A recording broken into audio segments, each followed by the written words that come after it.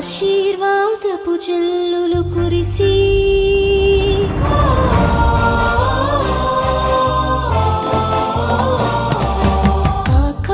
ఆకాశవాకిళ్ళు తెరచి ఆశీర్వాదపు జల్లులు కురిసి ఆత్మీయ మేలులను చూపి ఆశ్చర్య కార్యములు చేసి